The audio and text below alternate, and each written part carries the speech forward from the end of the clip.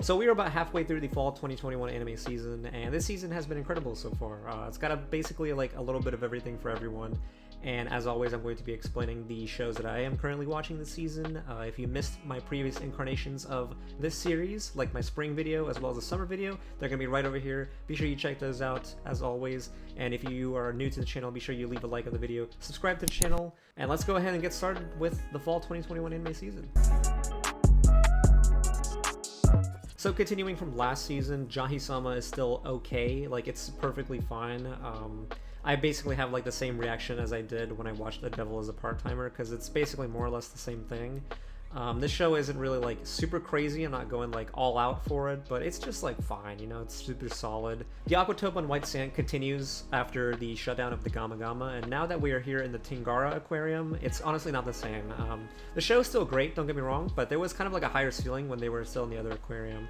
I kind of wanted to see more of like the supernatural elements that the other aquarium had a little bit more, but now that they're in a new place, I guess they kind of have to move on at some point, right? But I still think that every single episode is really good. There's kind of like a lesson and an underlying message within each episode, and I would definitely recommend this show. It's really, really good. If you love, once again, if you really love your dramas, I definitely recommend it. It's definitely not as good as the other arc, but I still would recommend it for sure. Blue Period brings with it a fresh look on finding out who you really are in this world and what you want to do in life through experience.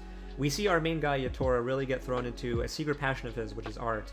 And with it, he goes through doubt, anger, struggles, enjoyment, and even struggles with how he sees himself compared to others, which is super relatable to like someone like myself. And I really like the show so far. My only issue with it is kind of like the pacing. Like, there really seems to be a lot of time that passes by within each episode, but that's probably part of the setup. So hopefully something big happens down the line. I would definitely try out the show if you haven't already. The second season of 86 is here so soon after the first one, coming from the spring 2021 season, and it's been really great so far. A lot of people would probably say that the show's kind of like overrated, and I probably would agree on that. I think it is a little overrated, but I'm still enjoying it. My one thing from season 1 was that I wanted to see a lot more on the war side and a lot more battles, but in this season they've kind of delivered. They've definitely delivered on that front. The biggest thing that season 1 had, which was super unique, was telling the story in two perspectives. In this season, they kind of given us a lot of full episodes, and we've seen a lot more focus on Shin this season than we have Lena. I really hope that later down this season we see a lot more Lena, for sure, because she's an awesome character from the season 1 especially. This season, though, has been proven to be so much better than season 1. I definitely have high hopes for it as the show moves on, for sure. Demon Slayer has essentially taken the Mugen Train movie and split it up into episodes. Episode 1 was an anime original, so if you have not watched that, you probably should. Justin and I did do a reaction to that. I'm going to be putting it right over here. If you haven't already watched it, go ahead and watch it. But nothing's new with the season of Demon Slayer. It's essentially just the movie cut up. So if you have not watched the movie, I would highly recommend you watch the movie. They're honestly just like milking as much Demon Slayer as they can. I'm honestly just looking forward to the Entertainment District arc, so once that comes around, be sure you stay tuned, make sure you're subscribed. Justin and I will be reacting to the Entertainment District arc once that comes to fruition. So when I first saw the first couple episodes of Sakugan, it kind of reminded me of Made in Abyss. You know, it's kind of got that underground setting, the vast unknowing of the deep underground, also known as the labyrinth, whatever it's called, and the desire to go out and basically explore it. It's honestly just another Made in Abyss. The first couple episodes I thought were really good. I definitely enjoyed them. I thought the soundtrack was super cool in the first couple episodes, but since then, honestly, nothing has really happened. It's kind of boring so far, but I think that the biggest thing that the show has is the dynamic between the father and daughter, which I think is just great, but nothing really has happened. I kind of just wish that more things would happen, but hopefully, you know, things pick up from here. You know, I think it's just a fine show so far. My Senpai is Annoying is essentially just another rom-com that's about this really small girl who works in an office where she likes her senpai, who's honestly mostly like oblivious and huge. It's just essentially like a combination between, I'd say, like Toradora plus Ore Monogatari, or My Love Story, I think that's what it's called. Honestly, I mostly love rom-com anime, and this is just like another solid inclusion within the anime seasons that we get every single time. It's got its cute moments, and it's overall just a really good show. So if you're into romance, pick this one up, start it. Yeah, it's just good. Platinum End is a series that's made by the same guy who did Death Note, and it honestly has kind of like the same feel to it. It has a very interesting concept for sure, and I think that the show is okay so far, but something about it makes me seem like it's gonna go to shit really, really quickly though. I think that the characters in the show are just so bland and uninteresting and just kind of shit in my opinion. They don't really seem too smart. At least in Death Note, like the build-up as well as the interactions between L and Light were great. This show doesn't have that, unfortunately, and I honestly do not know what's gonna happen from here. Mieruko-chan is a mixture of horror, the supernatural, as well as comedy. It's definitely super unique as a series, and I've read what's available here physically in the United States. I think there's only like 3 volumes that are out, or maybe there's a 4th. I read all 3 of those, and I really like the show, what they've done so far. Studio Passion has definitely done a good job so far.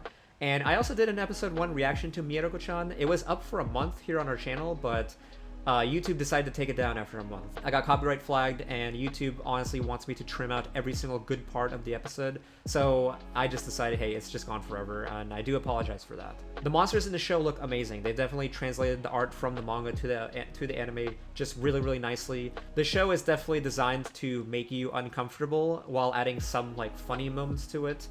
My only gripe is that Passion has definitely put a lot of fan service in Mieruko-chan. You get monsters, and then all of a sudden, like, panty shots, bra shots, and I'm just like, okay, man, like, let's chill out here, right? Overall, though, I would say watch the show if you haven't. It's definitely super unique, and I still think that the show is really, really good. Takt Op Destiny is a show that I think that everybody should keep on their radar this season. It's made by both MAPPA as well as Madhouse. It's a show about music and using music to fight these alien beast things that have come to a post-ruined United States. And the first couple episodes I thought were awesome. The animation was just incredible. You know, MAPPA's just been super killing it. The story itself seems interesting, but I feel like not really much has happened so far. I hope that it picks up later on as the times go on. I think it's definitely one of those shows that's gonna have people like super skeptical because it's an anime original. So I have no idea what's gonna happen from this point, but only time will tell. Komi Can't Communicate is here, manga readers can rejoice, and it's just been an incredible show. I love it so far, and you all can join me along for the ride. You know, I've been reacting to every single episode here on the channel of Komi-san, and all I can say is that it's been super faithful to the manga. They're essentially adapting everything about it. The animation for the show looks incredible, super crisp, I love it, and they've captured the essence of the story that the manga tells. And I'm just gonna keep enjoying it every single step of the way. If you haven't already, I would actually definitely recommend reading the manga first before you watch Komi-san.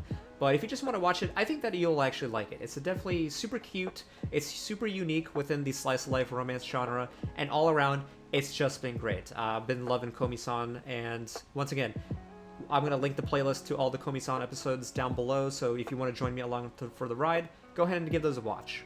Lastly, Osama Ranking, or Ranking of Kings, is definitely the most standout show this season.